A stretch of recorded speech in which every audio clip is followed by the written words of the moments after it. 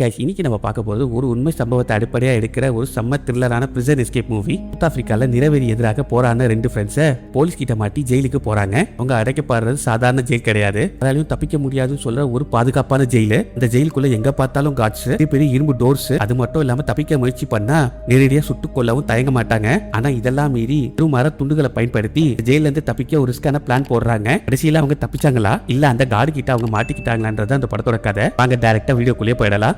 கதை 1973 சவுத் ஆப்பிரிக்கால ஆரம்பிக்குது. அந்த காலத்துல இங்க பிளாக் அண்ட் ஒயிட் மக்களுக்கு இடையில ரொம்ப பெரிய அளவுல நிறவெறி பிரச்சனை நடந்துட்டு இருக்கும். வெள்ளையின மக்கள் கருப்பின மக்களை ரொம்ப மோசமா நடத்துவாங்க. அதனால நாடு முழுக்க கலவரங்களும் போராட்டங்களும் நடந்துகிட்டு இருக்கும். அந்த நேரத்துல டிமோ மற்றும் ஸ்டீஃபனும் ரெண்டு ஃப்ரெண்டுங்க இருந்தாங்க. இவங்க ரெண்டு பேருக்கும் அங்க நடக்கிறது கொஞ்சம் கூட பிடிக்கல. வெறும் தோலோட நிறம் வேறன்ற ஒரே காரணத்துக்காக மனிதர்களை இப்படி கொடுமைப்படுறது தப்புன்னு அவங்க நினைக்கிறாங்க. அதாவது கருப்போ வெள்ளையோ இந்த பாகுபாடும் இல்லாம எல்லாரும் சம உரிமையோட வாழணும். அதற்காக அவங்க போராடிட்டு இருக்காங்க. ஒரு நாள் தங்களோட மெசேஜை மக்களிடம் கொண்டு சேர்க்க ஒரு பிளான் பண்றாங்க. அதன்படி ஒரு ரோட்ல ஒரு பாம் மாதிரி ஒரு பொருளை வெடிக்க வைக்கிறாங்க. அது வெடிச்சதும் அதுக்குள்ள இருந்து நிறைய பேம்ப்ளெட்ஸ் வெளியே பறக்குது. இந்த பேப்பர்ல எல்லாம் இந்த நிறவெறி எதிராக மக்கள் குரல் கொடுக்கணும், இந்த அநியாயத்தை நிறுத்தணும்னு சொல்லி எழுதி இருந்தது. ஆனா அவங்க அங்கிருந்து தப்பிச்சு போகிறதுக்குள்ள போலீஸ் அவங்க ரெண்டு பேரையும் கைது பண்ணிடுறாங்க. அப்படி டிமோ மற்றும் ஸ்டீஃபனும் நேரா ஜெயிலுக்கு அனுப்புறாங்க. ஜெயில இருக்க டிமோ பார்க்க அவளோட கேர்ள் ஃப்ரெண்ட் வரா. அப்போ அவர் ரகசியமா கொஞ்சம் பணத்தை அவங்க கிட்ட கொடுக்குறா.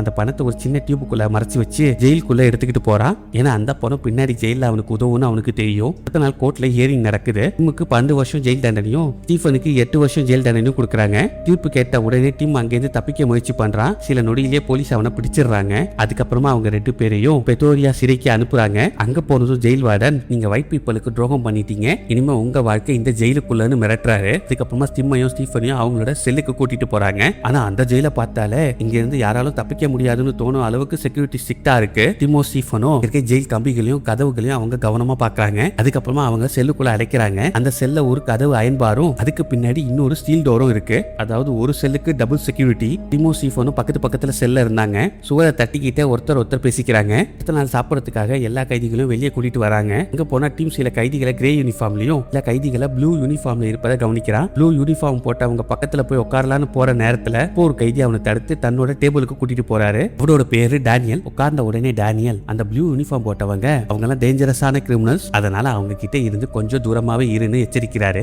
இப்போ அங்க ஒரு கைதி டேபிள தள்ள மூச்சின சத்தம் வந்துருது. அந்த சத்தத்துக்காக அங்க இருந்த கார்டு அந்த கையை தன்னோட ஸ்டிக்ல 3 தடவை அடிக்கிறாரு. இதை பார்த்த டிமுக்கு இந்த ஜெயில் இவ்வளவு கொடூரமான இடம்னு புரியுது. அடுத்த நாள் ரன்னிங் போயிட்டு இருக்கும் போது டேனியல் இந்த ஜெயில பத்தி இன்னும் சில விஷயங்களை அவங்க கிட்ட சொல்றாரு. இங்க இருக்க சுவர்லாம் ரொம்ப உயரமா இருக்கும். அது மட்டும் இல்லாம ஜெயில் முழுக்க கார்டு கண்காணிச்சுட்டே இருப்பாங்க.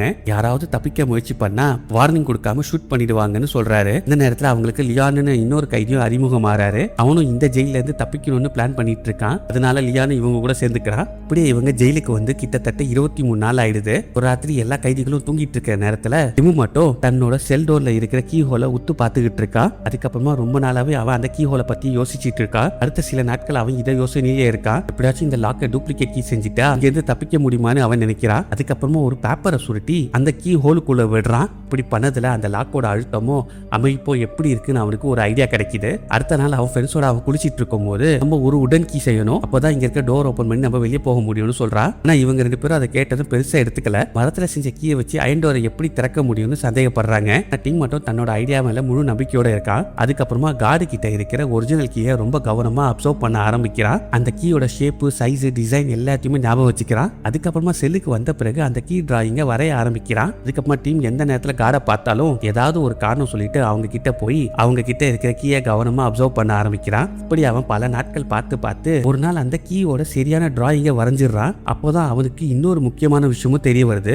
இந்த ஜெயில இருக்கிற எல்லா செல்லுக்கும் கிட்டத்தட்ட ஒரே மாதிரியான லாக் சிஸ்டம் தான் இருக்கு. ஒரு நாள் உடன் ஒர்க் ஷாப்ல வேலை பண்ணிட்டு இருக்கிறப்போ டீம் சில உடன் பீசஸையும் கம்மையும் பேப்பரையும் ரகசியமா எடுத்துக்கிறான். அது எல்லாத்தையும் ஒரு பாட்டில் மறைச்சு வச்சு செல்லுக்குள்ள கொண்டு போறான். அன்னைக்கு நைட்டு அவன் செஞ்ச டிராயிங்க வச்சு உடன் கீயை செய்ய ஆரம்பிக்கிறான். ரொம்ப நேரம் கஷ்டப்பட்டு வேலை செஞ்ச பிறகு ஒரு வழியா முதல் கீயை தயாரிச்சிடுறான். உடனே அதை டெஸ்ட் பண்ணி பார்க்கணும்னு நினைக்கிறான். தன்னோட செல் லாக்ல அந்த கீயை போடுறான். அதிர்ஷ்டவசமா அந்த கீயோட டோர் ஓபன் ஆயிடுது. அதனால டிமுக்கு செம்ம சந்தோஷம். ஆனா அடுத்தவனுடைய அவனோட முகம் மாறிடுது.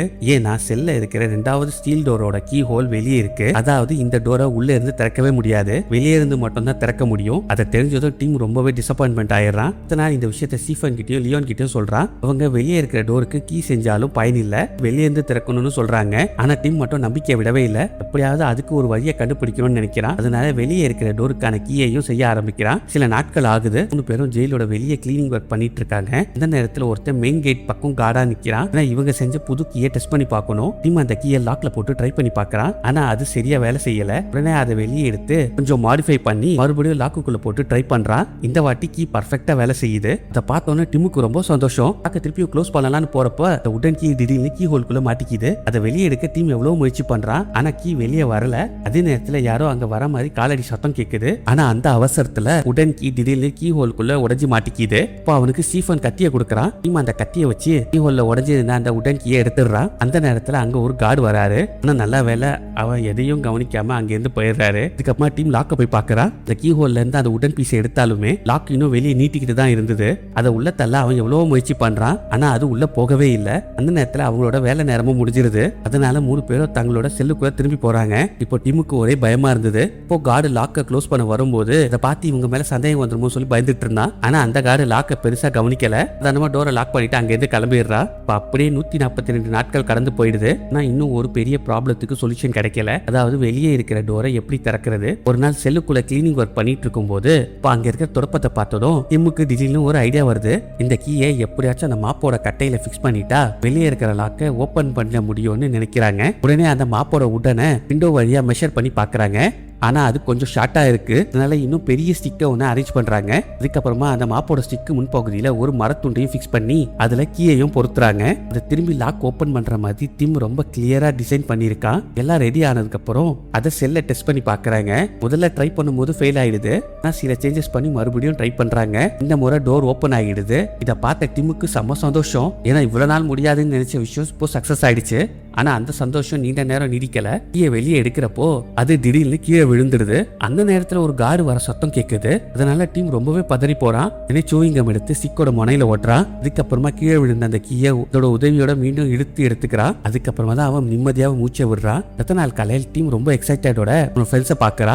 நான் அந்த கதவை ஓப்பன் பண்ணிட்டு அவங்க கிட்ட சந்தோஷமா சொல்றான். அதுக்கப்புறம் ஒரு நாள் டீம் வெளியே செடிகள் நடுவில் வேலை பண்ணிட்டு இருக்கான். அதுக்கப்புறமா ஸ்டீஃபன் சில மரத்துண்டுகளா ரகசியமா அவங்க கிட்ட கொண்டு வரா. யாருக்கும் தெரியாம அதை மண்ணுக்குள்ள புதைச்சி வைக்கிறாங்க. ஆனா அதை ஒரு கார்டு கவனிச்சிடுறாரு. உடனே அவன் பக்கம் நடந்து வராரு.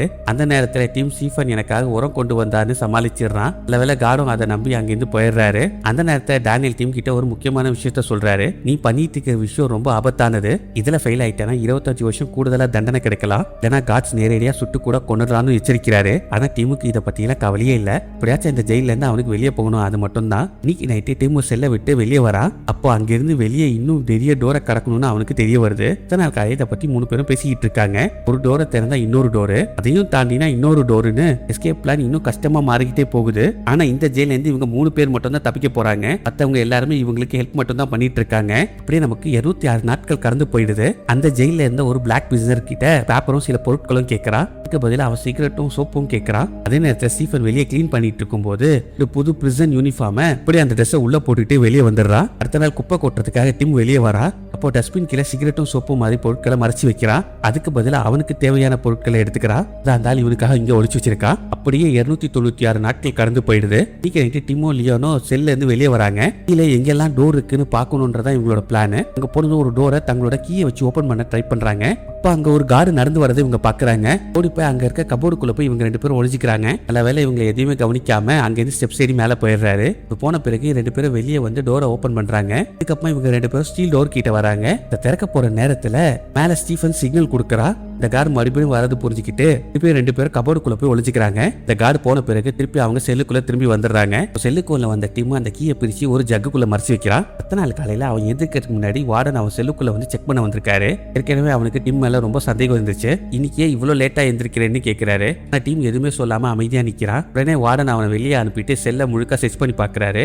வந்து பார்த்தா எல்லாரோட ரூமும் செக் பண்ணிட்டு இருக்காங்க. இப்போ டீம் ரூம்ல இருக்க ஒரு புக் எடுத்து தூக்கி போடுறாரு. வெட்டி நீ இந்த புக் எல்லாம் வச்சிட்டு இருக்க கூடாதுன்னு சொல்றாரு. இப்போ வார்டன் அந்த ஜக்க தூக்கி போடும்போது இல்ல கீ பார்ட்ஸ் எல்லாம் கீழே வந்து விழுது. அந்த கீயை பிரிச்சு அதுக்குள்ளதான் ஒளிச்சு வச்சிருந்தான். இது எடுத்து பார்த்த வார்டன் இது என்னதுன்னு சொல்லி கேட்கிறாரு. அதுக்கு அவன் போட்டோவையும் பேப்பரையும் ஸ்டாண்டு மாதிரி வைக்க பயன்படுத்துறேன்னு சொல்றான். இதுக்கப்புறமா வார்டன் அந்த மாப் ஸ்டிக்கை எடுத்து பாக்குறாரு. ஆனா நல்ல வேலை வார்டன் அதை பெருசா எடுத்துக்காம அங்கிருந்து கிளம்பிடுறாரு. ஒரு போன பிறகுதான் டீம் நிம்மதியே ஆகுறான். டீம் அந்த கீ எல்லாம் வேற இடத்துல ஒளிச்சு வைக்கலான்னு பிளான் பண்றான். இதுக்கப்புறமா டீம் அந்த கீ செல் லைப்ரரியில ஒளிச்சு வைக்கிறா. ஒவ்வொரு ராத்திரியும் செல்ல இருந்து வெளியே வந்து இங்க இருந்து எப்படி தப்பிக்கிறதுன்னு சொல்லி அவங்க பிளான் பண்ணிட்டு இருக்காங்க. இப்படியே பிளான் போட்டுக்கிட்டு இருக்க 104 நாட்கள் கடந்து போயிடுது. கட் பண்ண டீம் ஒரு டென்டிஸ்ட் டாக்டர் கிட்ட இருக்கா. அதுக்கு அந்த டாக்டர் உன் பல்லு சர்ஜரிக்காக நீ இங்க வெளியே போகணும்னு சொல்றாங்க. அந்த சர்ஜரி பண்றதுக்காக கார்டோட சேர்ந்து இங்க வெளியே போறா. இந்த வாய்ப்பை பயன்படுத்திட்டு முழு ஜெயிலோட லேஅவுட்டையும் கவனமா அப்சர்வ் பண்றான். இந்த டோர் எங்க இருக்கு, எந்த வழியில வெளியே போகுது எல்லாத்தையுமே அவன் ஞாபகம் வச்சுக்கிறா. இப்பதான் ஜெயிலுக்கு வெளியே ஒரு புதிய காட் டவர் கட்டிட்டு இருக்கதை பாக்குறா. உடனே அவனுக்கு ஒரு விஷயம் புரியுது. இந்த டவர் கட்டி முடிக்கிறதுக்கு முன்னாடி தப்பிச்சாதான் சான்ஸ் இருக்கு. ஏன்னா டவர் ரெடி ஆயிட்டா கன்னோட கார்டை ஒருத்தர் அங்கே நின்றுட்டு இருப்பாரு. அதுக்கப்புறமா எஸ்கேப் ஆகுறது கிட்டத்தட்ட இம்பாசிபிள். வந்ததோ டீம் நம்ம உடனே எஸ்கேப் ஆகணும்னு அவன் ஃப்ரெண்ட்ஸ் கிட்ட எல்லாம் சொல்றான். அவங்களையும் என் கூட வாங்கன்னு சொல்லி கூப்பிடுறான். நான் அவங்க ரிஸ்க் எடுக்க விரும்பல. அதுக்கப்புறமா டேனியல் டீமுக்கு ஒரு டூத் பேஸ்ட் டியூபை கொடுக்குறாரு. அதுக்குள்ள ஜெயிலோட மேப்பை மறைச்சு வச்சிருக்காரு. இப்போ வார்டன் டீமோட செல்ல செக் பண்ண வந்திருக்காரு. இந்த வாட்டி டீமுக்கு பயமே இல்ல. ஒரே ஒரு பயம் மட்டும் இருந்தது, அந்த டியூப் பேஸ்ட் டியூபை மட்டும் அவங்க செக் பண்ணிடக்கூடாது. நல்ல வேலையா அது கார்டோட கண்ணில் படவே இல்லை. இப்போ கார்டு எல்லாருமே போனதுக்கு அப்புறம் டீம் அந்த மேப்பை எடுத்து பார்த்து முழுசா புரிஞ்சுக்கிறா. அதோட ஒரு காப்பி மாதிரி ஸ்டீஃபன் கிட்டையும் கொடுக்குறா. அந்த மேப்பையும் அவனும் நல்லா புரிஞ்சுக்கிறா. இப்போ ஈவினிங் ஆகுது. ஒவ்வொரு கார்டும் தங்களோட டியூட்டியை முடிச்சுட்டு கிளம்ப ஆரம்பிக்கிறாங்க. இதான் சரியான சான்ஸ்னு டீம் இப்போ நினைக்கிறான். உடனே செல்ல இருந்து வெளியே வந்து ஸ்டீஃபனும் லியோவோட டோரை ஓபன் பண்றான். 3 பேரும் சேர்ந்து எஸ்கேப் மிஷனை பிளான் பண்றாங்க. இப்போ அவங்க முதல்ல அந்த ட்ரெஸ் ஒளிச்சு வச்ச இடத்துக்கு வராங்க. இந்த நேரத்தில் ஒரு கார்டு மறுபடியும் அந்த பக்கம் வராரு. அவர் போக வேண்டிய டாய்லெட் ரிப்பேரா இருந்ததால இப்போ அவர் வேற டாய்லெட் யூஸ் பண்றாரு. இப்போ அந்த கார்டு கீழே இறங்கி வரதை தெரிஞ்சுக்கிட்ட டீமோ உடனே 3 பேரும் மீண்டும் அந்த சின்ன கபோர்டுக்குள்ள போய் ஒளிஞ்சிக்கிறாங்க. ஆனா இந்த முறை சுச்சுவேஷன் இன்னும் மோசம். ஏன்னா அந்த கார்டு கொஞ்ச நேரத்துக்கு முன்னாடி அந்த கபோர்ட்ல இருந்து எடுத்த பொருளை திரும்ப வைக்கிறதுக்கு வரான். இந்த வாட்டி இவங்க மாட்டிப்பாங்கன்னு நினைச்சுக்கிட்டு இருக்கும் போது இந்த நேரத்துல மேல செல்ல இருந்த டேனியல் உங்களை காப்பாத்துறதுக்காக உள்ள இருக்கிற பல்பை உடைச்சிடுறாரு. மற்ற கைதிகள் எல்லாருமே ஒரே நேரத்துல சத்தம் போட ஆரம்பிக்கிறாங்க. அந்த சத்தத்தை கேட்டு கார்டு உடனே மேல என்ன நடக்குதுன்னு பார்க்க போயிடுறாரு. கார்டு போனதும் 3 பேரும் கபோர்ட்ல இருந்து வெளியே வந்து வேகமா டோரை ஓபன் பண்றாங்க. அதுக்கப்புறமா இன்னொரு பெரிய ப்ராப்ளம் அவங்களுக்காக காத்துக்கிட்டு இருக்கு. அவங்களுக்கு முன்னாடி இன்னொரு டோர் அலாரம் சிஸ்டம் கனெக்ட் பண்ணி இருக்கு. அதாவது தவறான முறையில டோர் ஓபன் பண்ணா அலாரம் அடிச்சிடும். அலாரம் அடிச்ச செகண்ட்ல கார்டு எல்லாருமே ஓடி வந்துருவாங்க. இதனால டீம் கொஞ்சம் கன்ஃபியூஸ் ஆகுறா. இப்போ லியான் என்ன சொல்றான்னா டோரை கீ வச்சு திறக்க கூடாது, பட்டனை வச்சு தான் திறக்கணும்னு சொல்றான். இப்போ லியான் அந்த கார்டோட ரூம் பக்கம் ஓடுறாரு. இங்க போய் டோரோட கண்ட்ரோல் பட்டனை பிரஸ் பண்றா. அடுத்த செகண்ட் அந்த டோர் ஓபன் ஆயிடுது. இப்போ அந்த டோர்ல இருந்து இவங்க 3 பேரும் வெளியே வந்துடுறாங்க. ஆனா அடுத்த டோர் கிட்ட வந்ததும் பெரிய ஷாக்கு காத்துட்டு இருந்துச்சு. டீம் கிட்ட இருந்த கீ அந்த டோர்ல வேலை செய்யவே இல்லை. அவன் கிட்ட இருந்த எல்லா கீயும் ஒன்னா ட்ரை பண்ணி பாக்குறான். ஆனா ஒரு கீ கூட மேட்ச் ஆகல. இப்ப அவங்க 3 பேரும் அந்த ஜெயிலோட லாஸ்ட் டோர் கிட்ட நின்றுட்டு இருக்காங்க. இந்த டோரை மட்டும் அவங்க திறந்துட்டாங்கன்னா இங்க இருந்து அவங்க எஸ்கேப் ஆயிடலாம். ஆனா அந்த டோர் மட்டும் ஓபன் ஆக மாட்டேங்குது. இதனால டீம் ரொம்பவே நொந்து போயிட்டு திரும்ப செல்லுக்கே போயிடலாம். இன்னும் சில நாட்கள்ல இதுக்கான கீயோ செஞ்சிடலான்னு சொல்றான். ஆனா லியான் அதுக்கு ஒத்துக்கவே இல்லை. இவ்வளவு தூரம் வந்துட்டு நான் திரும்ப போக மாட்டேன், என்னாலும் இன்னைக்கு வெளியே போயே ஆகணும்னு சொல்றான். அதுக்கப்புறமா அவங்க டோரை கவனமா செக் பண்ணி பாக்குறாங்க. அப்பதான் அவங்க ஒண்ணு நோட்டீஸ் பண்றாங்க. இந்த கதவோட கீ ஒரு கட்டையில செஞ்சிருக்கு. இப்போ லியான் அவன் கையில வச்சு இந்த கத்தி எடுத்து அதை உடைக்கிறான். அதை பார்த்து இவங்க 2 பேரும் இந்த சத்தத்தை கேட்டு கார்டு யாருன்னா இங்க வந்துருவாங்களோன்னு சொல்லி பயப்படுறாங்க. நல்ல வேலையா 2-3 வாட்டி அடிச்சு அதை உடைச்சிடுறாங்க. இப்போ அவங்க அந்த ட்ரெஸ்ஸையும் போட்டுக்கிட்டு அந்த டோரை விட்டு வெளியே வராங்க. இப்போ வாஷ் டவர்ல ஒரு கார்டு கன்னோட நிக்கிறத அவங்க பாக்குறாங்க. அப்புறம் பார்த்தோன்னு 3 பேரும் உடனே உடஞ்சிக்கிறாங்க. திருப்பி அவன் அங்கேருந்து போன பிறகு இவங்க 3 பேருமே மெயின் டோர் வழியா வெளியே வந்துடுறாங்க. ஒரு வழியா அவங்க ஜெயிலை விட்டு வெளியே வராங்க. வெளியே ரோடுக்கு வந்ததும் இன்னும் சில கார்டு அங்கேயும் இங்கேயும் நடமாடிட்டு இருப்பதை பாக்குறாங்க. நல்ல வேலையா இவங்க கைதின்னு யாருக்கும் தெரியல. ஏன்னா இப்போ அவங்க அந்த ஜெயில் யூனிஃபார்ம்ல இல்ல, சாதாரண ட்ரெஸ்ல இருந்ததால யாருமே சந்தேகப்படல. உடனே அங்கிருந்து வேகமா நடந்து டாக்ஸி ஸ்டாண்டுக்கு போறாங்க. இறுதியா அவங்க டாக்ஸி ஏறி அங்கிருந்து தப்பிச்சு போயிடுறாங்க. டாக்ஸிக்குள்ள உட்கார்ந்ததும் 3 பேருக்கும் நம்பவே முடியல. ஏன்னா அந்த காலத்துல முடியாதுன்னு நினைச்ச ஒரு விஷயத்தை இவங்க சாதிச்சு காட்டியிருக்காங்க. அடுத்த நாள் காலையில ஜெயில் கார்டு வழக்கம் போல டீமை எழுப்ப வராரு. ஆனா பெட்ல டீம் இல்ல. அவனோட செல்ல முழுக்க செக் பண்றாரு. அதுக்கப்புறம் தான் புரியுது டீமும் அவன் ஃப்ரெண்ட்ஸும் அங்கேருந்து எஸ்கேப் ஆயிட்டாங்கன்னு. இப்போ அப்படியே டீமை காட்டுறாங்க. அந்த கீயாவை அந்த நினைவா அவன் கிட்டே வச்சுக்கிட்டான். அப்படியே இந்த படத்தை முடிச்சிடுறாங்க.